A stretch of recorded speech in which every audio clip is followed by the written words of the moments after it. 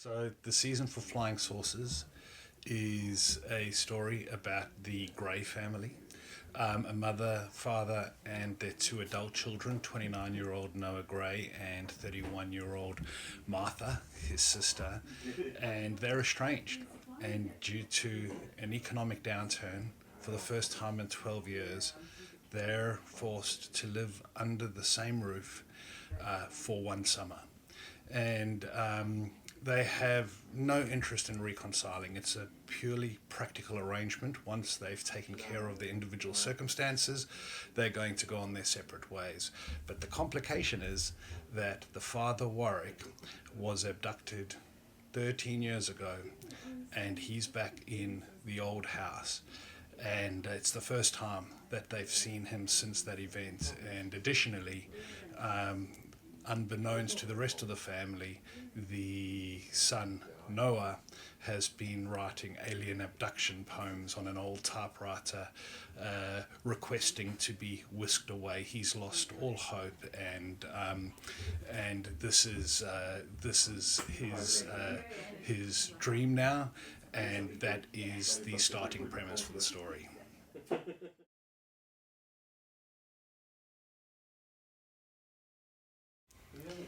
So it's interesting in how my stories and my writing has evolved over the last 25 years or so. In the formative years, my novels were really driven by the anomalous things that happened in the story, strange, weird events of a paranormal nature, and the characters really sat behind that. But it's only lately, really, with my last two novels, where family seems to take more of a center stage, and those strange occurrences sort of sit at the fringe, kind of peeking in. I think as to why I'm drawn to stories that has a mix of those two things really comes down to, well, every writer has their own sort of thing that they're drawn to, and mine tends to be about family. I think maybe it's because, I come from a sort of a broken home. My parents were divorced when I was young. I also sort of lived in a number of different houses growing up, and then after university I lived on the road abroad for a number of years.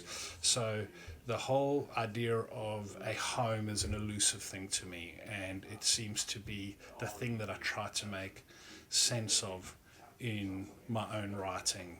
And the anomalous just makes dealing with those things more fun, and also allows me to kind of answer some other more complex questions around that situation.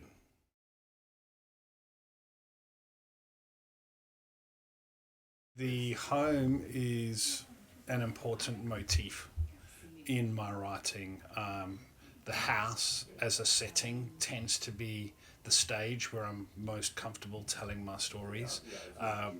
All of my writing tends to be about someone coming home, someone leaving home, filling up a home, cleaning a home. You see this in both my new novel, The Season for Flying Saucers, and also The Signal Line, where the protagonist wanted to sell the home and actually get rid of the furniture in it.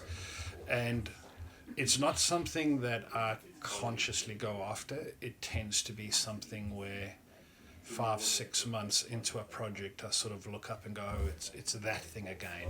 And then once I understand though what it is, I lean into it as hard as I can. And with this particular novel, the character faces an empty house bare of all furniture, and so each new thing that comes back into it takes on significant meaning. And so it's always important that in the writing I describe those things with a sense of psychology, not just physical description.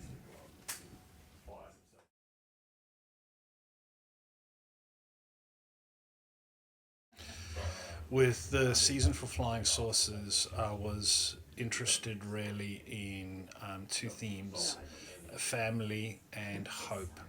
And with my protagonist Noah, we are introduced to a character who is completely without hope and feels that they are not meant to know happiness in this lifetime.